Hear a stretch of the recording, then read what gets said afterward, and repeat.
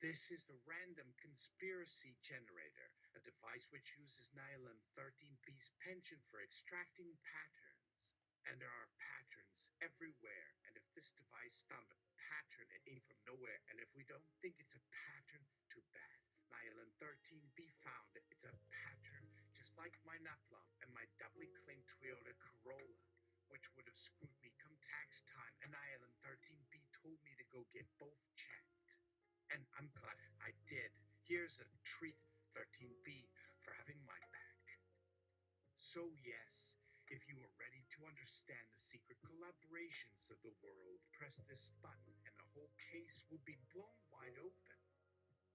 Take your time, no rush. I just have to kill all the pigeons in my coop because bird flu. Damn my poopy boots. Seeing you balancing your options. Do you stay in blissful ignorance or carry the burdens of those of us who know? With quivering fingers, you hesitantly press the button. The machine bathes you in light, and you are bombarded with liquid living data, which whispers in your ear the real honest to God, why would I truth? Your local conspiracy theorist has stepped out of his bungalow for his annual trip to the market for the annual cold cuts and recharge of his calling cards and the purchase of new burner foam, when suddenly he slipped, and out of his jacket pocket, a bottle of his every color pills fall to the floor and shattered. All manner of pills, every color imaginable, every type of awakening, now lay before you. You wonder where each of them will take you.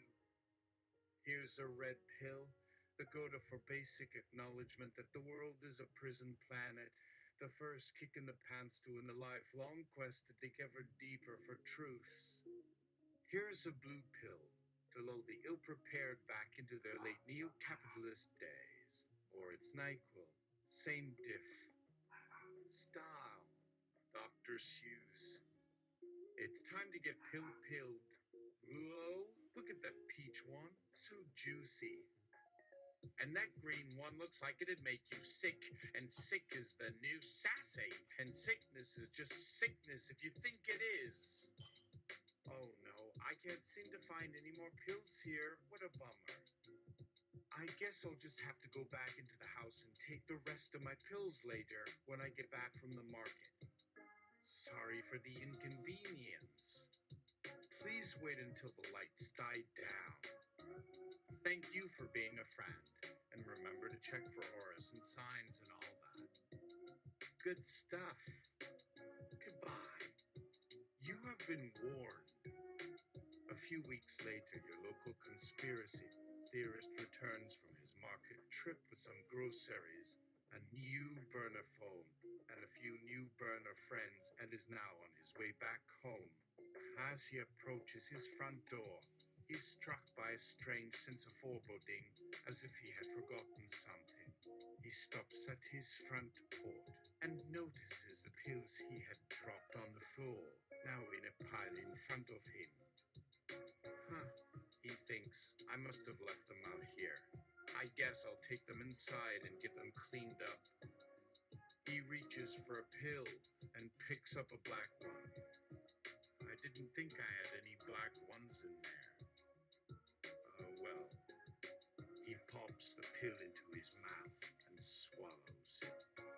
He feels a tingle in his spine, and a shiver runs through his body. He looks around and sees all the colors in his yard seem to have become more vibrant. The grass seems greener, the flowers more colorful. He smiles and begins to whistle a happy tune. He reaches for another pill and picks up a white one. I don't remember having any white ones either. Well, I guess I'll take it inside anyways. He pops the pill into his mouth and swallows it. He feels a tingle in his spine, and a shiver runs through his body. He looks around and sees all the colors in his yard seem to have become more vibrant. The grass seems greener, the flowers more colorful. He smiles and begins to whistle a happy tune. He reaches for another pill and picks up a blue one. Oh man, I really wish I could remember where these came from, but I guess I'll just take them inside anyways. He pops the pill into his mouth and swallows it. He feels a tingle in his spine and a shiver runs through his body. He looks around and sees all the colors in his yard seem to have become more vibrant. The grass seems greener, the flowers more colorful. He smiles and begins to whistle a happy tune. He reaches for another pill and picks up a yellow one. Wow, I didn't even know I had this many pills in here. I'd better bring them all inside and maybe do a little research on what they all are. He pops the pill into his mouth and swallows it. He feels a tingle in his spine and a shiver runs through his body. He looks around and sees all the colors in his yard seem to have become more vibrant. The grass seems greener, the flowers more colorful. He smiles and begins to whistle a happy tune. He reaches for another pill and picks up a purple one. I don't remember this one at all, but I guess I'll just take it inside anyways. He pops the pill into his mouth and swallows it. He feels a tingle in his spine and a shiver runs through his body. He looks around and sees all the colors in his yard seem to have become more vibrant. The grass seems greener, the flowers more colorful. Whoa! He exclaims, "This is the best I've felt in a long time. I feel like I could do anything." He looks down at the pile of pills and picks up a cyan one. "Hey, didn't you know you can only enter via through that door?" Just kidding, I never cared that much about it. This one seems to be yellow, almost golden, but I know it's not. But why would you feel the need to hide it under false colors? And as for my own, I don't know what to make of it, but to this day, I have never felt that way again. If I could pick an adjective, well, maybe indescribable? The man stares off into the distance as if lost in thought for a few moments. Then he stands up and walks away back into his home, humming a soft tune. As he walks, a crack spreads across the sky, and in the crack is a tiny light which grows into a ball of cosmic fire, then a stream of hellish light that burns the very air. All of this happens very fast, and the poor man is struck, flayed, burned, ignited into a writhing being of pain and agony. A hole opens up in the sky, and the man flies up, screaming, disappearing into the unknown. If you're reading this, congratulations. You're one of the few to discover an alternate conspiracy theory generator. This one's slightly different. It has an added twist. When you're bombarded with liquid living data, it leaves bits of its essence into your psyche and also fills your pockets with junk data. When you came in contact with a black pill, the pure negativity of the crab pill was imprinted onto you, and when you picked up a cyan pill, a yellow pill, the cosmic one's influence manifested a split personality. Terrible price to pay for knowledge, but now you have it. You have so much knowledge, and now the cosmic ones have someone to play with. Isn't that nice? As you stare at the spot where the man once stood, a woman suddenly appeared there, naked. She was shivering, and as she looked around, a feeling of utter dread settled upon her. Where am I? What is happening? She screamed, her voice carrying through the empty desert plain. She took a step forward, and as her bare foot hit the ground, a deep hum filled the air. "It's time," the woman whispered. Suddenly, a blinding light filled the sky.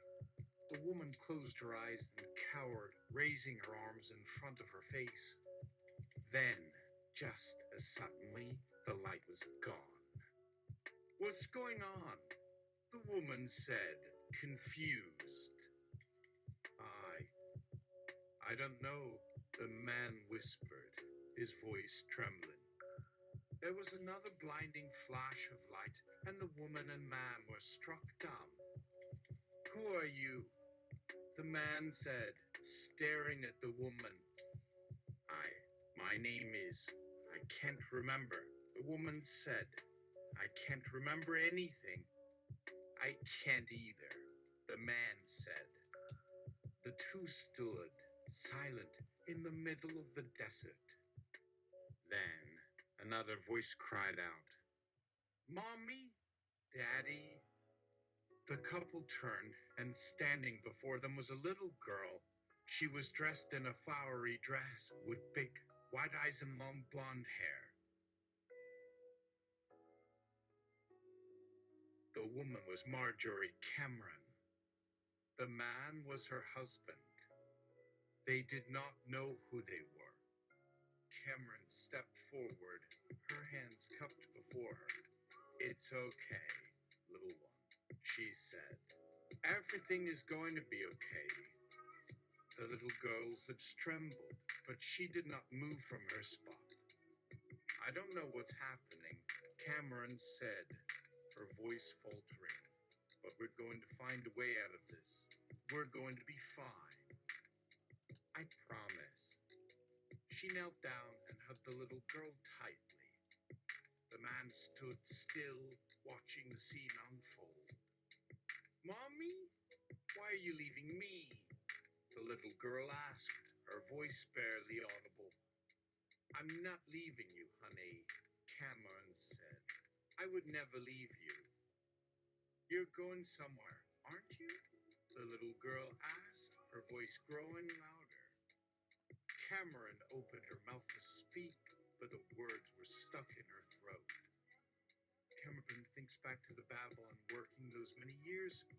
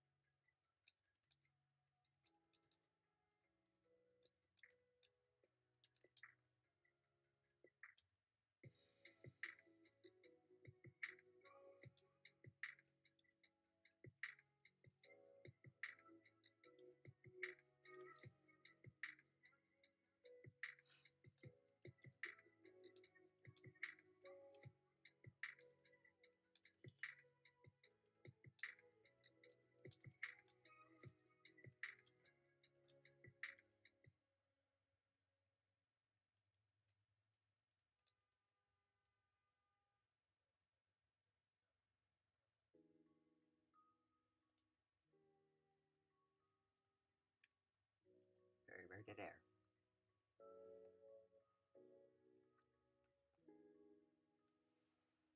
Cameron thinks back to the Babylon working those many years ago. Now be a good dear and keep on playing. We just need to check on the boiler downstairs. Marjorie pulls the hand of a statue, and her husband go down into the catacombs where the local branch of the Odo meet and where they store the pool cleaning supplies, upon which a golden disc sat right there upon a plank table, a slight shimmer given off by it, and inscribed in Enochian upon it was the words, the hallowed shall bring forth chaos, and she shall tempt the wind. Her husband lets go of her hand and touches the disc. It is cool to the touch. Suddenly, the lights in the room flicker, and a low hum fills the air. Marjorie turns to her husband, who is staring at the disc in awe. I see this is my fault. No, this is yours as well. But fuck it, where's the fun in being all that guilty over nothing, though you're one hell of a loner? A voice, seemingly coming from everywhere and nowhere, fills the room. Behold, the harlot cometh. Marjorie stares at her husband in disbelief. Do not worry, a voice says. This disc shall not harm you. It is a guide, a map, if you will, to the next step of your journey. What do you mean? Marjorie asks, her voice quivering. The voice sighs. It means you have much work to do. Your world is filled with chaos and strife, and only by uniting the seven will you have hope in healing the wounds and travesties befouling this plane. Why would I want to do that? Marjorie asks, her voice tinged with anger. Because, the voice says, it is your duty. Cameron intones. So we're gonna cut it with...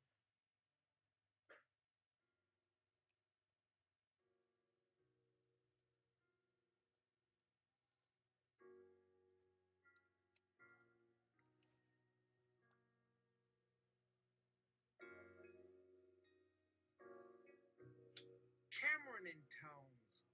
So we're gonna cut it with the slut-shaming shit now. Like it's not our fault Dave won't let us make more angels because he wants humanity for himself. I'm always up for a threesome, but not when one of them is a 3,000-year-old boy in the body of a 50-year-old man. I'm calling such an hypocrisy in these good king-shame kingdoms. Like, what if I called you a bad Christian, huh? I bet I could. Why are people born into every religion? Is that supposed to be fun? Fun, the very thing you're ruining for everyone else. No wonder MILF is one of the only ways someone will do shit for you in this lifetime. The humming grew louder and the disc glowed brighter. Suddenly, a small hole appeared in the middle of the disc. A single drop of blood fell from the hole and onto the table below. What's happening? Marjorie asked, her voice trembling. It's time, the voice said. Marjorie stared at the disc, her mind reeling. She felt a strong sense of foreboding, but as she looked at the disc, something within her heart told her she had no choice. That same hull began to enlarge until it looked like it could swallow a large house. In the depths, darkness began to emanate from it. She was afraid of this kind of power, but Marjorie Cameron grabbed hold of the disc, holding it tight. As she grasped the disc, she felt the strangest sense of déjà vu. Cameron, you know you could give a girl a legend for such kooky foreboding signs. Be not afraid, the voice said. Have faith in your convictions. You are meant for this. The seventh, the chariot, the one with the black raven that brings death. And you are my harlot, seducer of the black heart of every man, woman, and child. But you are not alone. Those who have come before, they shall guide you. Cameron, of course, when I needed them the most they had left. Of course, when I needed them the most they had left, whispered Eliza Crowley the first, stirring. Marjorie spun around, and there, sitting on a dusty chaise lounge, was a man that looked just like her. His eyes bored deep into hers, and a wicked grin crept across his face. He stood up and approached her. Come now, Marjorie, he said, his voice low and deep.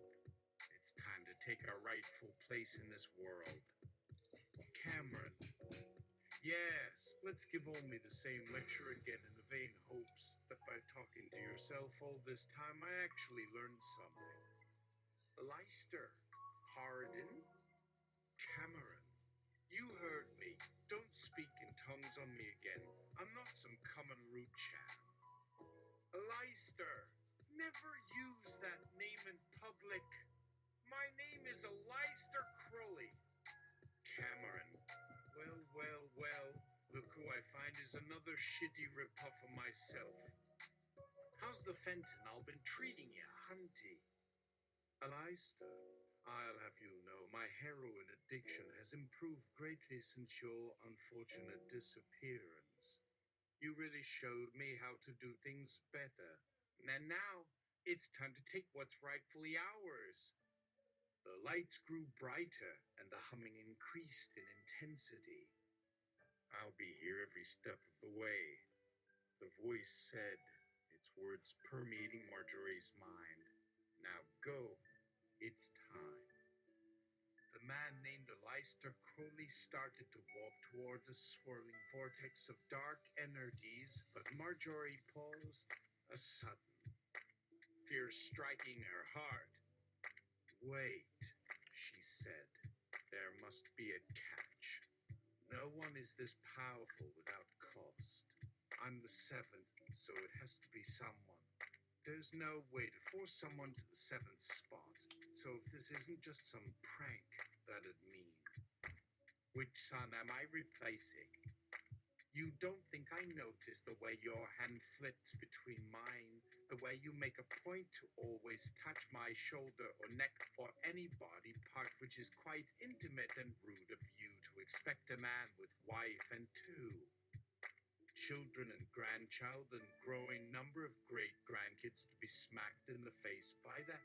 Whatever happened to Mr. Monk and his rules?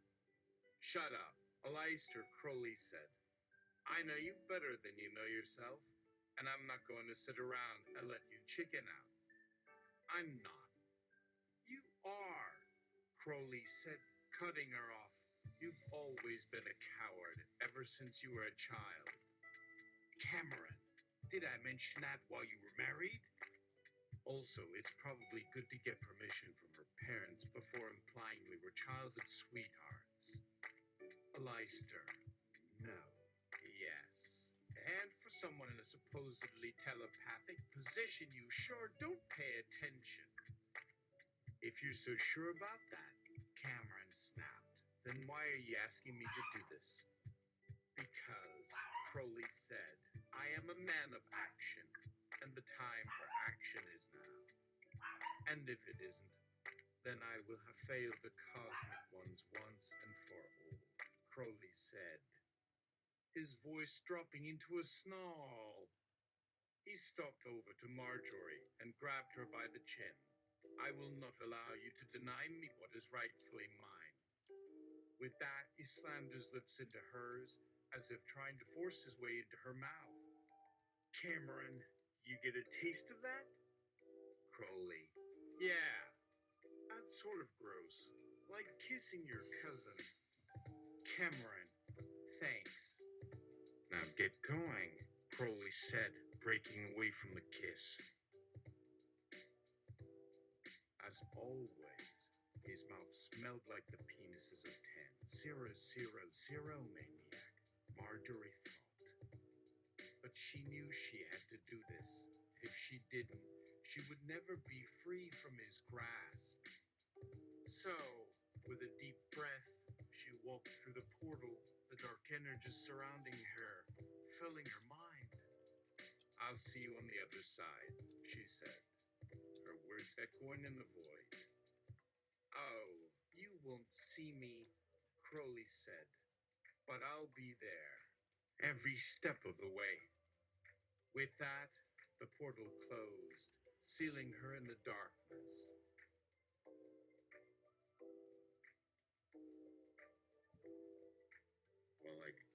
Oh.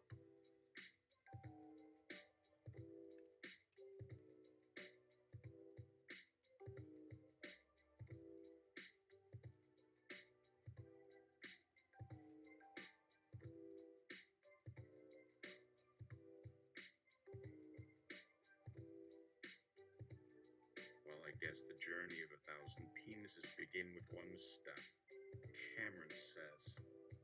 Everything was silent for a moment. You were just there watching, and Cameron. Actually, I have a better idea than recapping this thing. Time to introduce a more modern touch. This is a true story, and even more, it is based on the novel. You were just there watching, and there was no black hole where you just recap this. The black hole was sucked back in, revealing a quite small country town, barely with 20 souls. To the common eye, it looks the same as the last. Same wooden buildings, same farms, same dirt road, same people. Except this particular town is very special, no matter how dull it seems to outsiders. Through a corner of the street, a woman struts past, to all appearances completely healthy and looking not a day past 30 years. Perfect figure, perfect blonde hair, the type that makes every girl wish they were her, guys wish they could tap that. Perfect cherry red lipstick and makeup making her perfectly elegant. Here in this town of 20-some, however, you guess she would be in her early 70s. At most, it is but just a little lie they tell themselves. After all, the natural life in this town is barely 60 years, and they say nothing can grow to such a beauty or to such ripe age with menfolk. Well, you might believe, if you haven't seen that lady a few hours before. In a room bathed in gold, a miasma of divinity falls like water from the ceiling, a waterfall of holiness showering a soul that yearns for none. Style, Clive Barker. To the unwary of eyes, no hint of human presence showed, yet the soul felt intensely the rhythmic pulse of another being. He stared deeply into the roiling fountain. I, there gazing at me through the glassite tumult of the waters.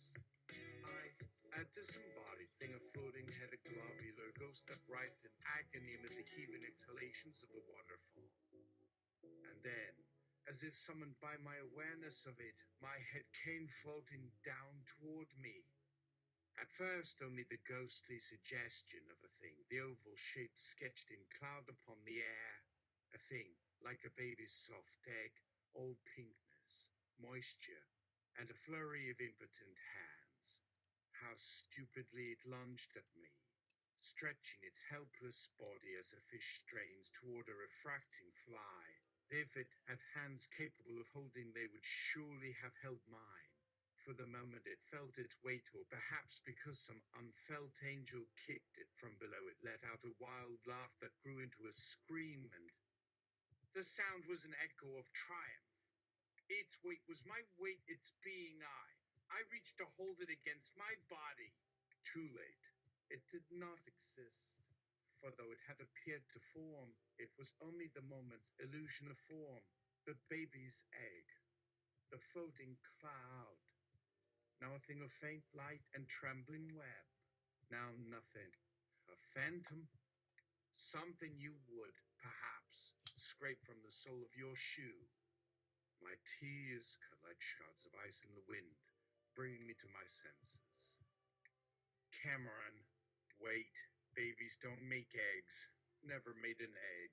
Didn't develop eggs. At no point did my ovaries grow to maturity. Did they suddenly make an egg just for my soul to eat itself or something? Stricken, I look away. Cameron, okay. Have it your way. The soul of my child. I didn't fucking give birth, my friend. I adopted. You realize this. I move away from the window. At a length, I begin to walk in the garden again. Perhaps there is a way out.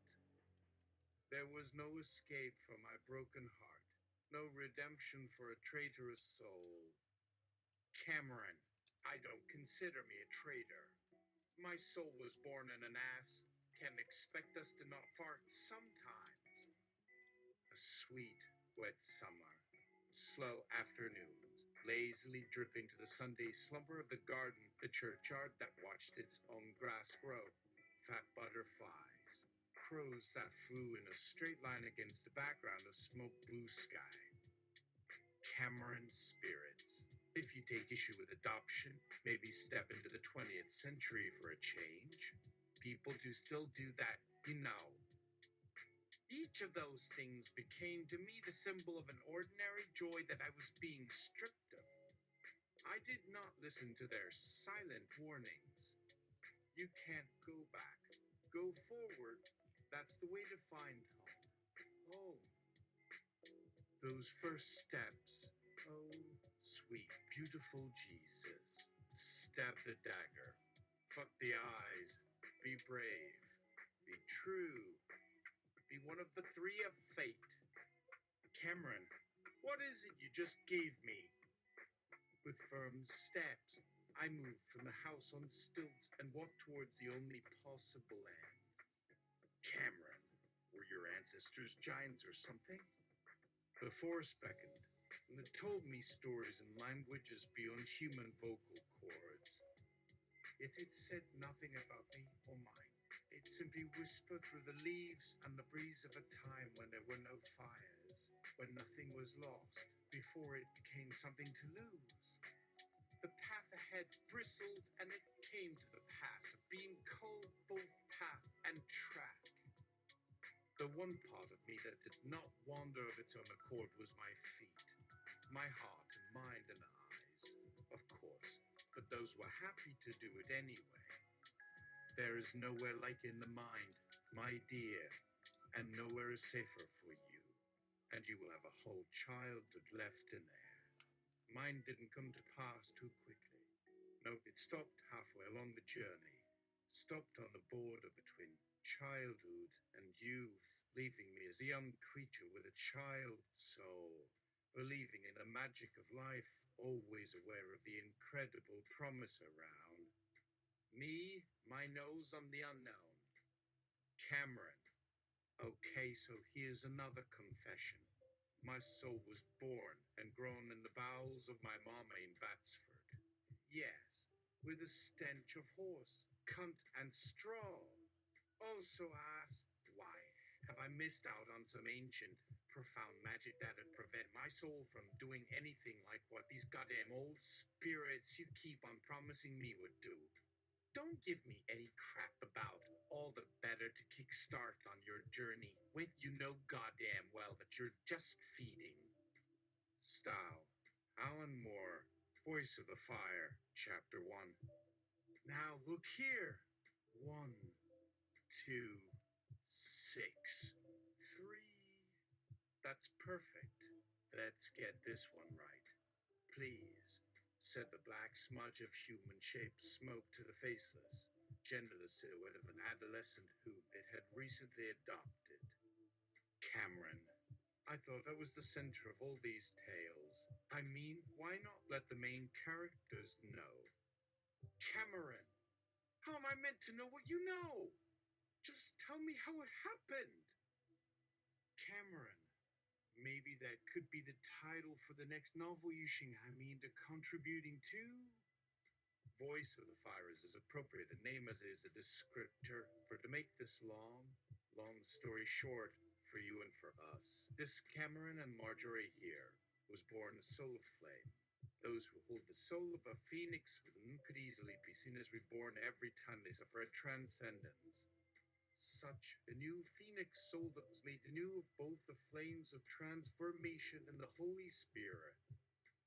This is a true divine self, existing solely through will.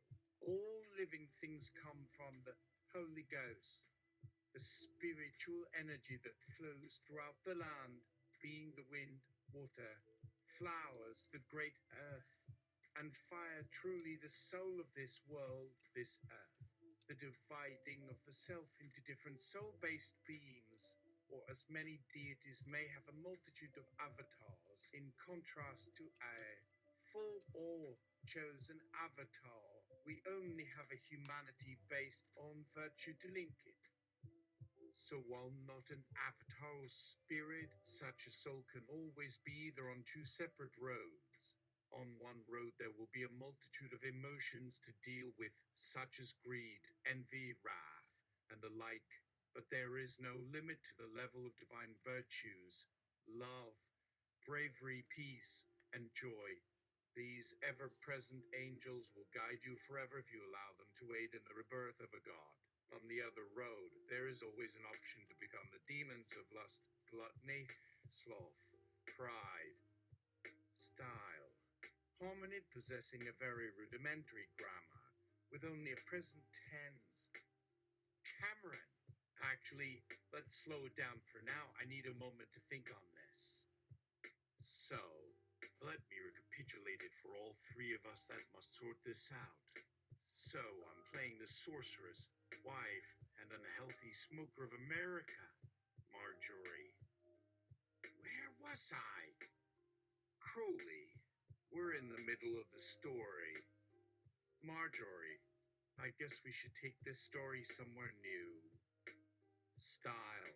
Caveman. Come on. Erg. All right. With the top, part one. It was cold. More than a chill. A deadening pervasion that smothered the feeling of what my skin was meant to be like and turned it into something that lived without the desire to perceive a single thing. My heart felt it, a little, on its loneliness at the deepest of scars. My mind felt it a little, as it always had. From a very early age, the pain of finding a long dead bird in its nest, and always getting down on its knees thinking that perhaps, no, what? I pulled my coat closer to my neck and tightened my scarf just as Cameron came to sit next to me. Cameron? Well, at least Crowley couldn't seem to find us on the road. Marjorie, as a traveler, you have to decide what experiences are worth having. I gazed at him, and his face told of sadness. He found those stupid rocks again. This planet is obsessed with rocks. Style. A 2-year-old child in the banging body of a broad. Marjorie, I thought this was something you enjoyed. I would like the moon, but you can't walk around on the moon. That was an exaggeration. Many people have done this. Not me. Not yet. Crowley, you'll be home soon. Little one, so don't ever worry about that. That's what they said to us when we had arrived. We were gone for centuries.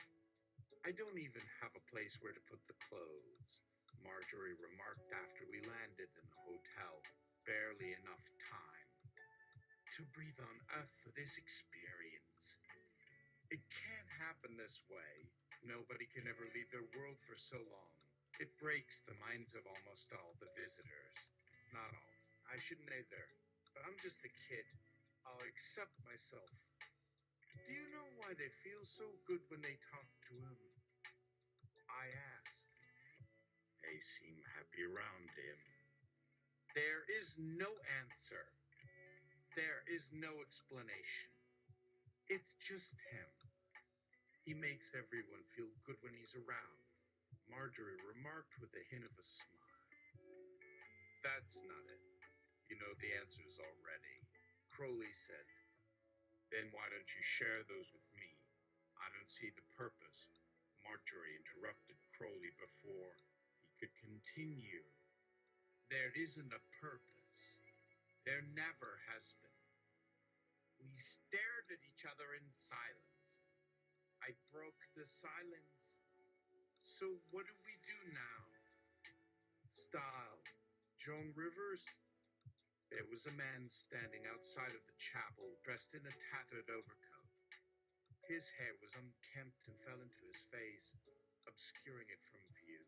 A cigarette dangled from his lips, and he appeared to be in deep thought. Yo! The man looked up, blinking blearily in the darkness. What? He mumbled, obviously displeased by the interruption of his private thoughts. Cameron! Oh, come on! I'm playing to you know. Meal. The man frowned. Bitch, what? I didn't know this place was being used for some strange religious ritual. Sorry for stepping out. I'll get out of your way. The man turned to go back inside. Cameron? Really? But it's getting so good, you know? Plus, it wouldn't be near as dramatic if you don't have your camera phone ready. Marjorie, I know. Wait! The man had paused and turned back. There is no God for you here.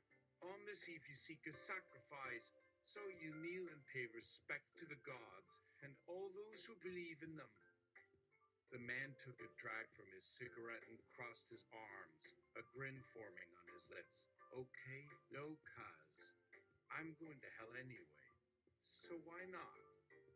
I was surprised, but decided not to think too hard on the subject. We lead him out towards a large stone archway and up some stairs. We stopped at the top of the stairs on a small wooden balcony that jutted out from the wall of the building.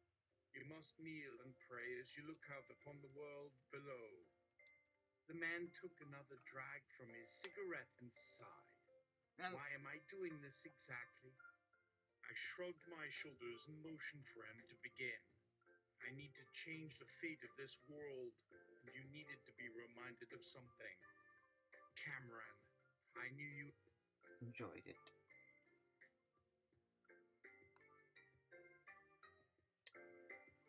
Style, James McCourt.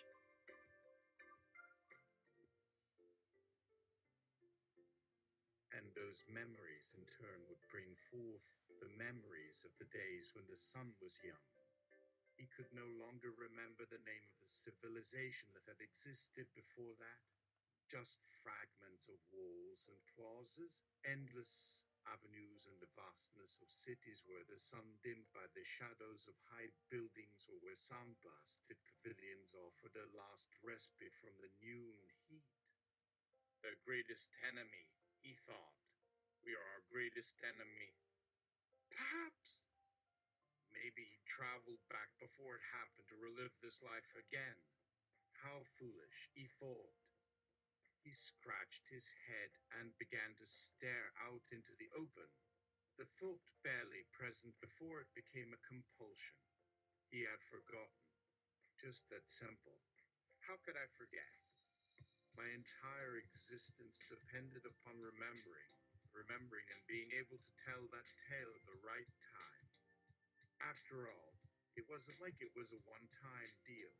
People just kept killing and forgetting like they always had. Damn. I couldn't even tell what part of this I was retelling, or what part of the story even mattered at all. Sometimes that's all you can do. Relive a dream as many times as it's needed to get through it and still do the same. Hell, he thought, what was the point of a story anyway? Didn't it just lead to more self-satisfaction in someone other than yourself? Wasn't it pointless in terms of the greater world? Or was it supposed to mean something? To change something? Make a difference? Some days it seemed like the story itself would be just as useful to humankind as the memory of us when we've turned to dust in 1,000 years. Some days. So does it really matter if you tell the right story or the wrong one? Or if your story isn't even yours at all? Are stories living things themselves, or can we put that label on to mask ourselves in dreams? No. This was a dream, right? Style. Robert Anton Wilson.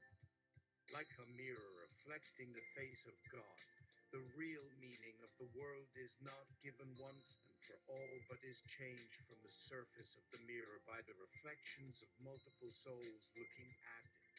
Thus, for example, in Japan, the meaning of the world is different from the English meaning or the Jewish meaning. Thus also, many scientists of the 20th century accepted the view that each human soul is creating its own world.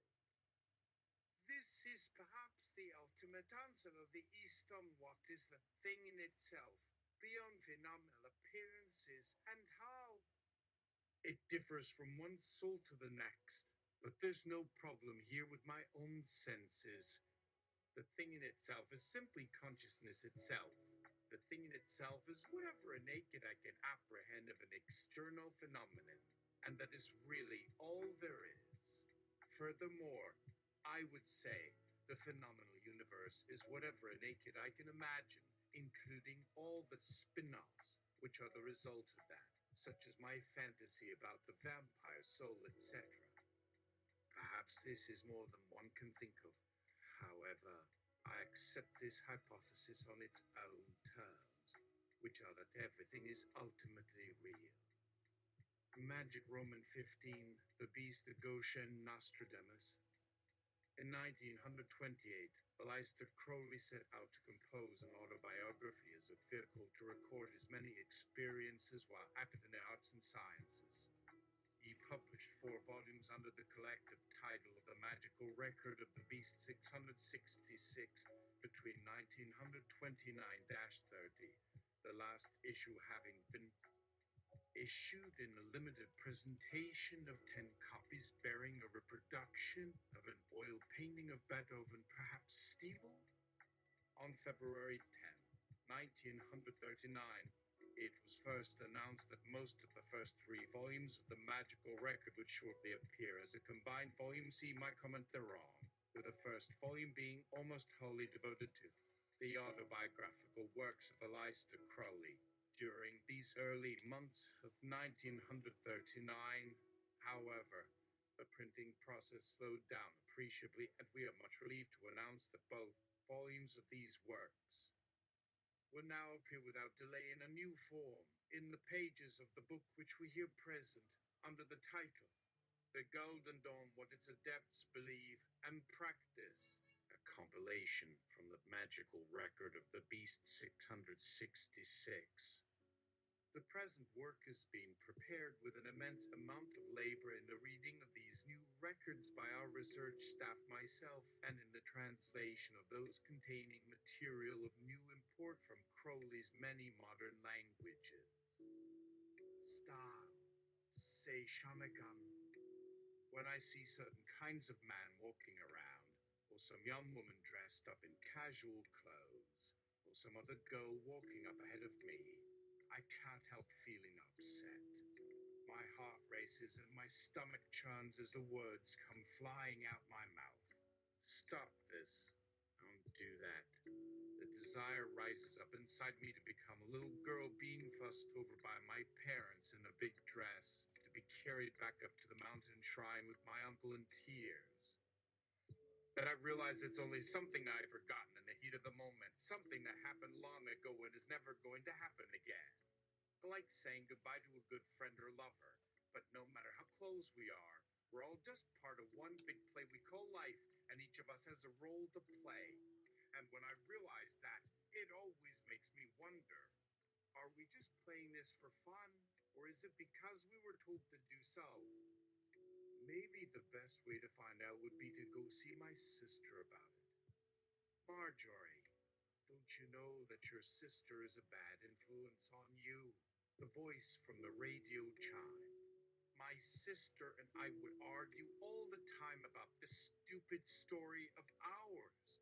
How one of us would end up writing it over and over again just so the other could have her way with how the scene would go.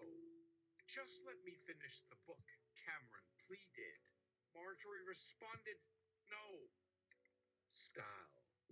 Gary Lutz. God damn it. The city will pull no punches. Even 400 miles and change out. That heartless old bag knows the moves. In moments like these, the memories of home wash ashore and stay. They even bring along several new memories that remind the exile of where he's been. He's got no better idea where he might now be headed. Why did he answer the telephone call? Well, you did not, at that particular moment, know that the exchange's larynx would now be directing you onto unfamiliar paths, into degraded circumstances, and eventually to death itself. Oh, and you did not know that a giant anteater with a snake for a tongue lived above your bathroom.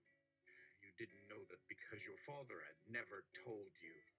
You didn't know your mother had been beaten. You did not know you would soon be dying horribly on your kitchen floor.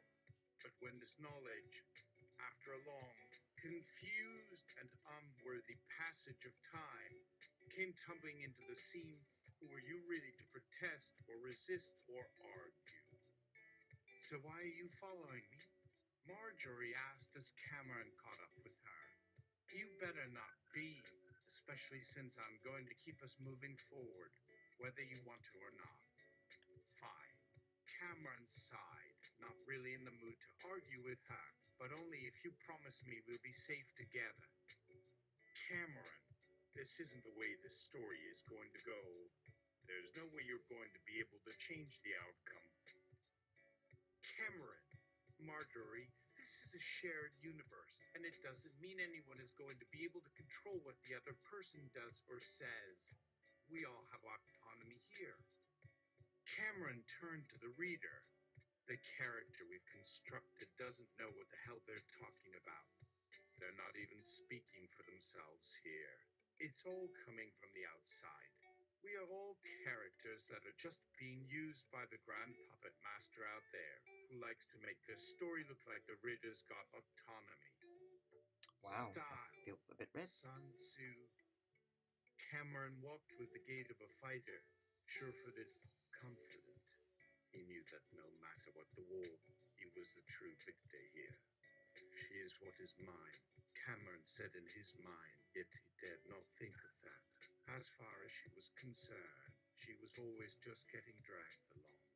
What they called the magic of unity is, of course, simply the effect of the two combined auras in a joint conflict with a common cause.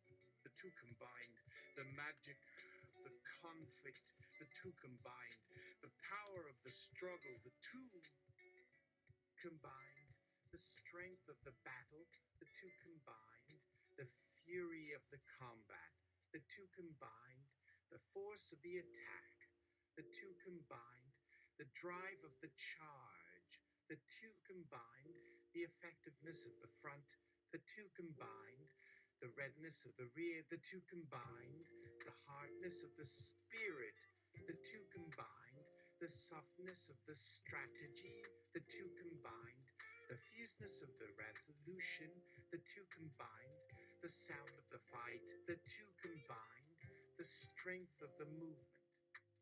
Style. Cormac McCarthy. When I see you, I can't feel anything. I wish I could. For I would burn in the eternal pits of hell, the acid of the very universe dripping on my eyes for all eternity to witness the error of my ways, and even that wouldn't come close to cleansing me. The abyss reaches out from inside me and clutches at her throat. I can't describe to you how I feel when I look at her. The soul I own sits before me, so close yet so far away from my reach. You made me this way. I have the urge to kiss, and I don't know what to do, so I do nothing.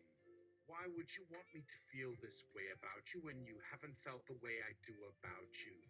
You don't even care.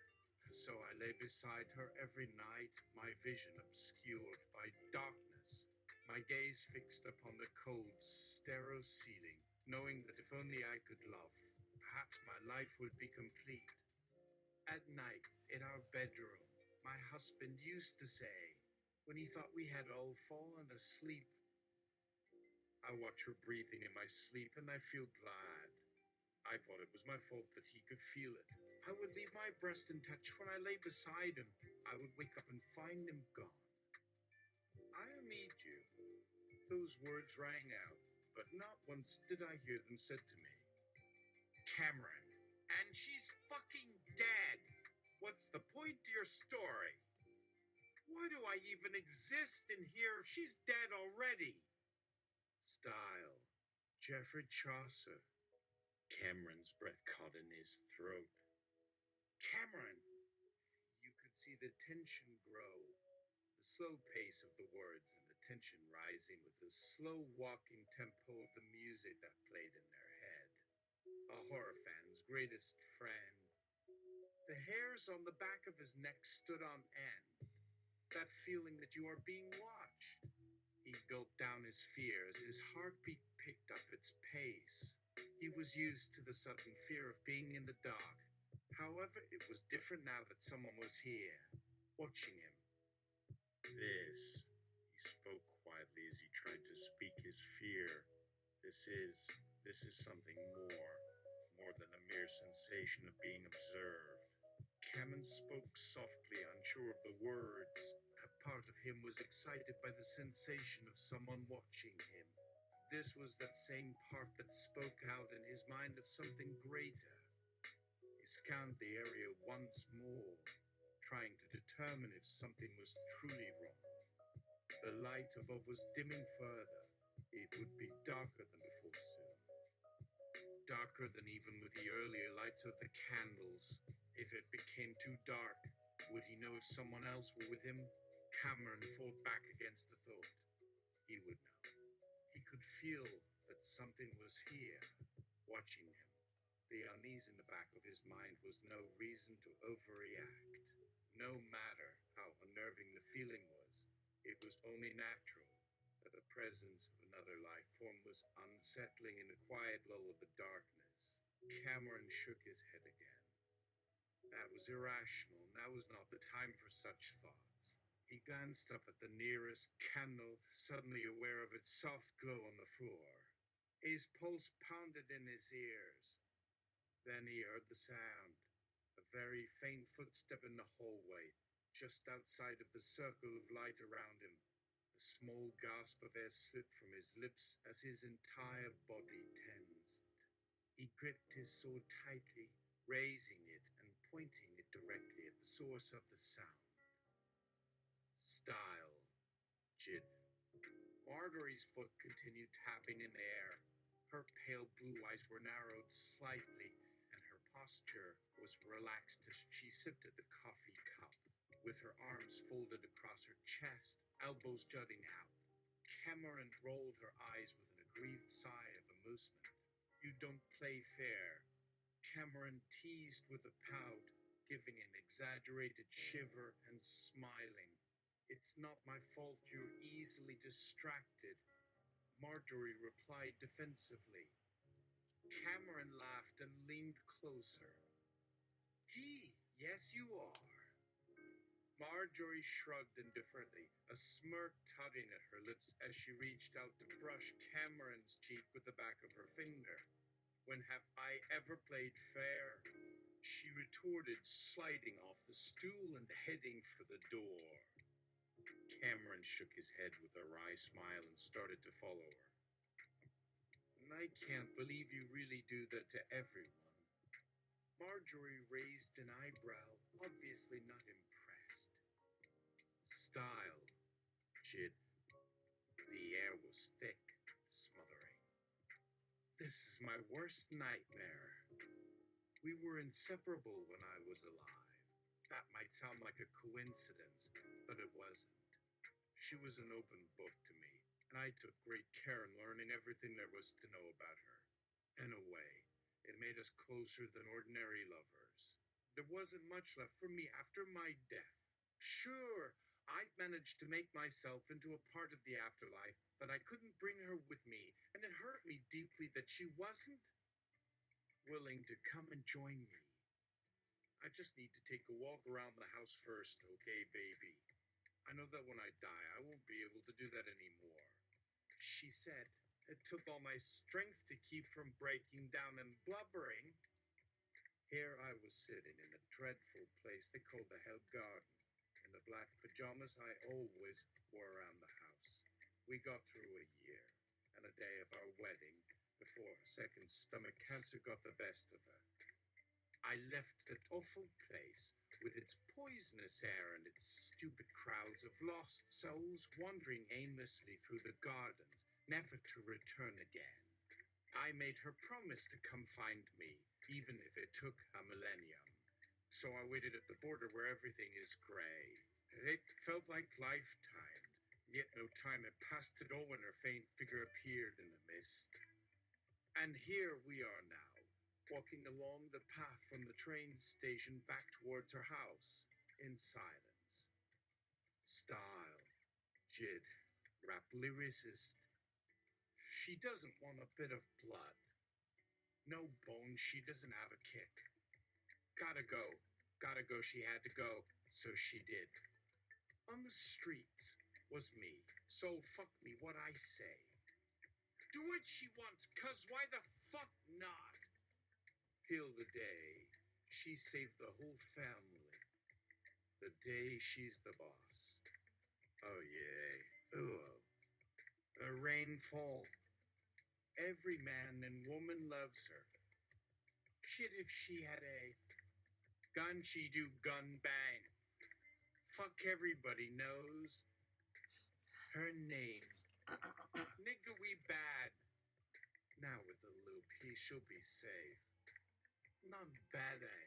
This girl had been raised, given birth, and to a lot. But still, the girl you love has the face of the rainbow. The beat is tight, so watch the beat 1, 2. It's in the mic. 1, 2, 1, 2. Get ready to get her. When she's coming into his body. When I see her for the first time. From her shoes to her boots. She is so damn beautiful. And I love her. I will save her. I will heal her. When I get a hold of her, she is so dumb. I see that, and she knows that she is sick. And so I will. And when she asks, I will be hers and we will be free. The two of us are together and I will have everything I've always dreamed. But she needs something and it's not another man. Or anything else, everything we dream. Trouble ADs. Nothing can cure it. Bayard Rustin. We will waive the fine for the M-word invocation. You were possessed by Jid, it happens. Marjorie breaths a sigh in her relief. She wouldn't have been able to pay it. I woke up groggy, blinking and gasping for air as I poured weakly at my throat. For an hour I coughed hoarsely, coughing and choking up clots of blood onto the bathhouse floor until the pain receded. Somebody came by to check on me, shouting that I was fine. It happened all the time. I was chilled to the bone, stiff and sore. I wandered the old streets of the small town, past the Baroque-looking houses, watching the people play guitar and smoking all evening. Style, Lawrence Stern.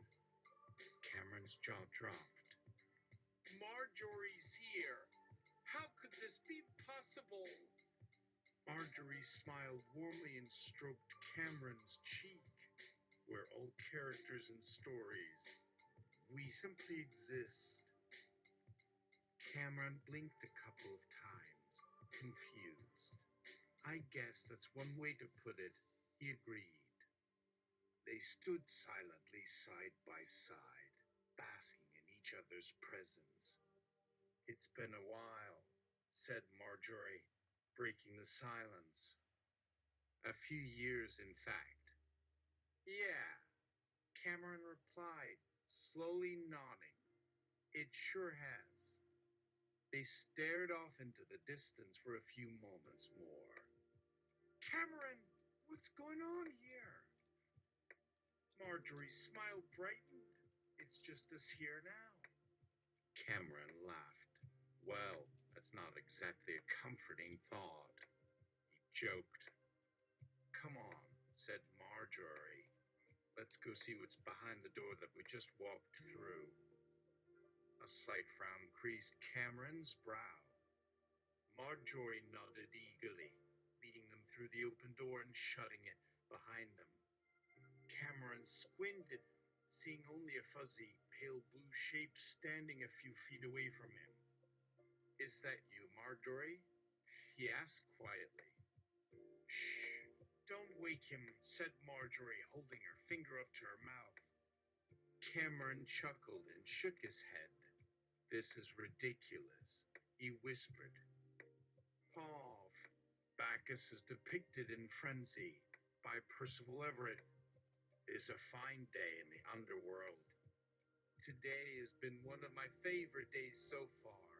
My family and I got to the shore of the river Styx and decided to go see some of the activities going on there. We decided to go swimming first. Of course, that didn't work. After making sure the water wasn't too cold, I dived in. It was refreshing. When I came up, I tried to shake off the water as much as possible. Everyone in my family was already in the water, so I ran in. The moment I took the first step into the water, I knew this was going to be a good day. It's times like this that I feel really happy, especially because I knew I could spend this time with my family, and I love doing that. The thought of being alone with my family made me feel like I was a young man again. We spent the next 3 hours playing in the water, splashing around, and swimming. It was great fun. At this point, I'm pretty sure my mom was the only one still in the water. My father had already dried off and gotten himself another beer. After my mom stopped jumping up and down, I decided it was time for a nap. I wrapped up in a towel and lay down on a large pillow. We all sat around talking for a bit while we ate the food we had packed for the occasion. Then I got bored and took a walk. I had been walking around for about 15 minutes when I came across a small building. There were lights in the windows, but no sign of life. I stepped inside. It was clean, yet cluttered. Inside was a man that appeared to be a middle-aged version of myself. He looked very calm and composed, as if this was an ordinary occurrence in his day. He was reading a book called The Story of Merlin, a guide for the beginner who wishes to study witchcraft. He turned to me and smiled. "Hi, I'm John. I'm here to help you out," he said. I stood dumbfounded for a moment. I didn't know what to say. Finally, I found my voice. I didn't know you were here," I said lamely. "That's okay. I'm very good at staying hidden," John replied. "Cameron, what the hell is this shit? Are you serious? John, I thought we had something special. Marjorie's now a part of our world. Do we both need to be a part of her life now? Is that what you're saying?" "Style. Ben Marcus. Who am I?" said Cameron to Marjorie as they once again awoke on top of the same body, but now without the gingham quilt. They were no longer in Cameron's room, but rather in Cameron's dream. Both of them now sporting black and white color-schemed outfits and the ability to sing in perfect unison, and it was as if these things were the only remnants of the previous dreamscape. "Who am I?" They shouted the question now as they repeated their bodies and minds, the gingham quilt of this dream and the dream falling around them, as was, of course, their habit. "You're a writer," said Marjorie, who was now sitting across from Cameron and was, of course, a writer. "I'm a writer," said Cameron, and they both laughed. After a few seconds, there was an uncompelled pause. "We should never do that," said Cameron. "We should never what?" "We should never meet and do anything but discuss our interests and desires." Marjorie narrowed her eyes slightly, and Cameron realized this was the first time he had seen her annoyed. "You're a writer," said Marjorie, which wasn't quite right because she hadn't really articulated the rest. Cameron closed his eyes for a second. "We should never meet." Cameron moved on to the topic at hand. "Cameron, this might get awkward. You and I will never meet." Cameron opened his eyes. "Why? Why not?" "You and I will never ever meet." Marjorie and Cameron stared at each other for a full second, and then stared at each other some more. "Style." Philip K. Dick Horsovafad in volleys. "And since he phone up NT doing stamp and is stamp, and everyone, one and everyone is cold out. One or o and more. Are the same ones that or have on, and cometh again have cum when, or when fra one come and also others are cold HPH one not one, even each of them, or one, or not by him or him and us, or every single. One isn't, or is who, and is one, and is, or are, or cometh who are ones, or two ones, who all are said, or are two ones, they being singular. Many who two, and every one, but he one being the one, and in that he one doth abideth, he two for ones do dwell with him, or in that abideth of the he ones. While by one they the ones come as well as they two the ones are unto him of two, or are not two, or with him, even as he or others were not two, it is he not which ones whom is, or one to them, he two are o two. Then O were two, and do dwell in two, or two are into one ones. See two, he two, and he o it. Cameron was stunned. I've only done this once before in my life, and it wasn't with my wife. Cameron's brain worked overtime as it tried to compute what just happened. Had Cameron killed Marjorie? Marjorie Cameron? Oh, thanks. I feel refreshed. Cameron's knees buckled, and he slid down the wall, coming to a rest on the floor of the prison corridor. He tilted his head forward and rested his forehead on his hands, trying not to cry. Cameron looked up and glanced around the empty room for an answer. A letter was placed on his desk that was addressed to him and contained one sentence, written in Latin. You must see past the book, Cameron. Not a clue, man. Marjorie. Fuck you too. Marjorie Cameron sealed her body and soul shut, and she was one again. Yet no one was her. No man. No thing, no art, no land, no movement had the power to be. She was a lonely spirit. She was free. That was the one thing her mother would be able to smell of her if she could. The odor of freedom. Cameron walked through the woods and came to a cave that led into a dark tunnel. She walked through it, not knowing how long it would go, and she came to a room where someone was standing in front of a mirror. It was her. She was wearing the exact same clothes as her and holding the same thing. She had the same hair and the same smell.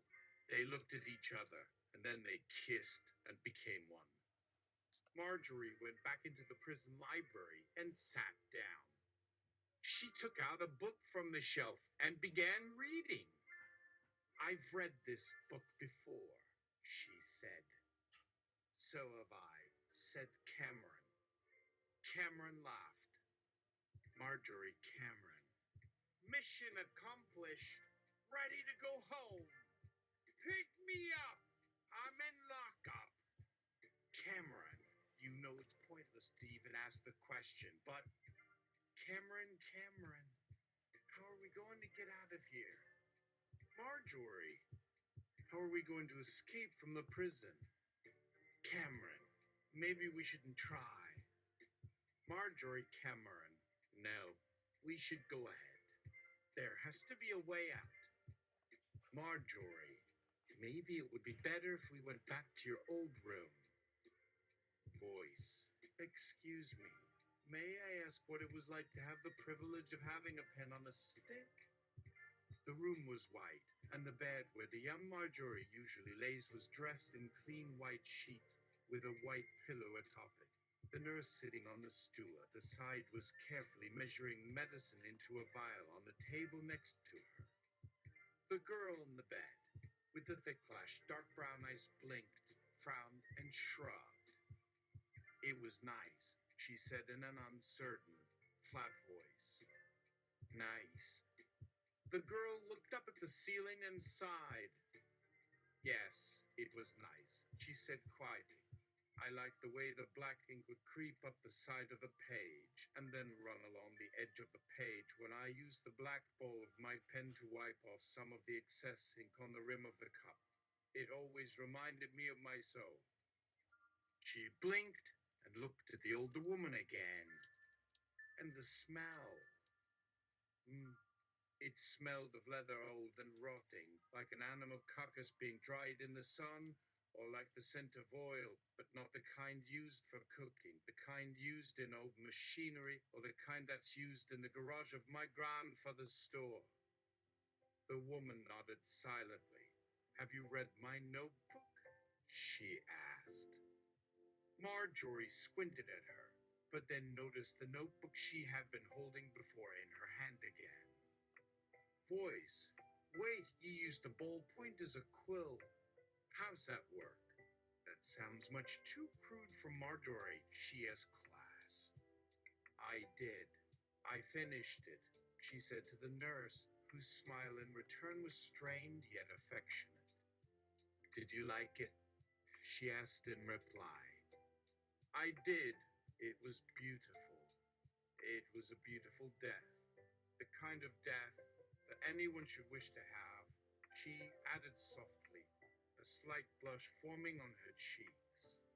And it was a beautiful death to think that the woman, whose entire life was wrapped up in the writing of her novels, who never found a husband or had children, would leave such a literary masterpiece behind. She looked wistfully down at the notebook in her hands, and a strange look flashed across her face. Marjorie Cameron. Perhaps this was the one way I could cope with life. If only, I thought, I could turn everything I've experienced into a novel, I could finally transcend reality. Marjorie Cameron. In Cameron voice, no. Marjorie voice, yes. Cameron is all about realism, and you, Miss Cam and Cameron, are about the opposite. Style. Marjorie Cameron. Love the man who does not use a word without meaning to do so, the one who will not lie to you, but speak his mind openly. He will not make sport of a serious matter, for that, if anything, would be cruel. He will not break his promise to you. He will be there for you when others have left or have given up on you. He will defend your honor to the very end. Lovers who have been separated by the forces of nature, who have been denied a future together, only reunite every few hundred years or so. What magic can you possibly do when one part of you hasn't seen or been seen by the other for 1,000 years? To keep yourself from pain and to give hope to those who don't deserve it. But to tell you a secret about myself, I'm not sure I would ever willingly marry anyone, though I have considered it a few times, most times while watching movies or television. When it happens, I want my life to be slow, steady, and peaceful, not rushed and boisterous. I need to feel loved before I can truly be loved, and that won't happen until I let myself feel it. Not to say I'm a virgin. I've lived in the country for quite some time, but I've never had to live by myself. One way or another, I was always living with someone. My parents, my brothers and sister, friends, boyfriends. Even though I never took a stand, I've never committed fully to one particular religion or philosophy the way I would have to. Even though I am attracted to men, and women are in fact more feminine than I would prefer them to be, I tend to get along with them better, and I feel I am better suited for them than for the man of my dreams. I have always tried to tell everyone everything about me and my interests, even though that isn't one of my strengths. When I have tried, I have usually met with disappointment, disillusionment, and derision. They never believe that I have the capacity to talk to and spend time with them as a friend or a lover. To the rest of the world, I would be better as a saint than as a demoness, or even a succubus. But to me, there is no way that would ever happen. Before becoming what I am, and no matter how many things we do in life true, we all feel a certain amount of safety in our bodies because they are predictable and unchanging. Not only does this change the mindset of those who are watching us and being watched by us, it changes how we experience life. Those who change are always on the outside looking in. They are not only disconnected, but they feel disembodied. The danger is that their feelings of self-loathing and separateness grow. which in turn makes them lose any real connection to the rest of the world. One day I realized that what is normal for one person is abnormal for another, and for some this is simply part of who they are. My job has taught me so much. As a special education teacher, I've seen many different types of children and even parents. There are very few roles that we cannot learn if we will give ourselves time to do so. The challenge is not getting to understand and accept these roles, but once done, accepting our own flaws as well. I am not perfect by any means, and it has taken me a long time to realize that it is not fair to expect it of myself. It was not that I did not enjoy writing. I had the habit of jotting down ideas for books. I wrote the majority of them out by hand, and when I wrote by computer, I typed as quickly as the keys would allow. My attention span was short, though, and I found myself easily bored. To compensate, I wrote stories that did not require a plot, but rather just the description of events. These had been amusing diversions for me, and whenever someone who thought I knew the stories would ask, I could either quote a few lines of dialogue or briefly explain the scene. When asked which story it was from, I would usually look confused. There was, however, one story that stuck with me, one that I tried to write out. It began as a small idea but grew into a lengthy series that culminated into a trilogy. It was around this time that I read Dracula that seemed to capture my imagination even more, and I wondered why the book had not reached the success that I felt it deserved. It inspired me to write my first full-length novel, Dark Companion, though it was rejected a number of times over the years. Still, it got me thinking about what stories were truly great and not simply popular. How did they become this way? I began reading novels written during the Victorian period, and while these were excellent, I felt they suffered from an excessive use of descriptive language and the use of terms and names that would be familiar to those who read it then but would be unfamiliar to us now. As an experiment, I read an entire sentence verbatim and saw how I could modify the wording. Thus, several days later, I submitted it to my editors with the title Dead End Street, knowing how poorly received it would be. The first rejection came back to me fairly quickly. Next, I wrote another, this time in a similar style but with an entirely different subject, which was, for a while, rejected. Finally, they asked if they could acquire it after doing some revisions. I laughed and told them they were crazy. Surely, it was not fit to be published. The contract that they made me sign for it had to be done against my better judgment. The book came out just in time for Halloween and instantly sold 35,000 copies in 12 hours. Everyone had been waiting for a sequel, and it finally was released. A third installment would have been difficult, however, since I had no further interest in working on the original. After a few years of silence, there was talk of a fifth novel and the film rights. The novel went into 3 separate paperback editions before a publisher finally asked to acquire the foreign rights to the 3 novels. They added a few sequels and released the 5 books worldwide. Those titles were actually rather successful too. A British group of writers submitted a 1-book script of a story they had written called Angel of Pain. The publishers had asked for a rewrite, which they had done, and the novel had then gone through 4 separate editors. Marjorie Cameron in London smoked. Night is drawing in. Where would the nightingales go if there were no night to watch? Hello, darling, a soft, female voice whispered close by, the smooth sound that came to Marjorie's ears. Alright, we can end that right now. Wow, that was... Wow.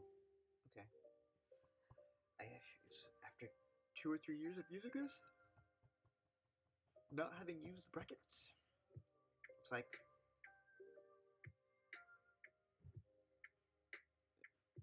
being a blacksmith and realizing, oh, I use a hammer for this. Oh, okay. Alright, more soon.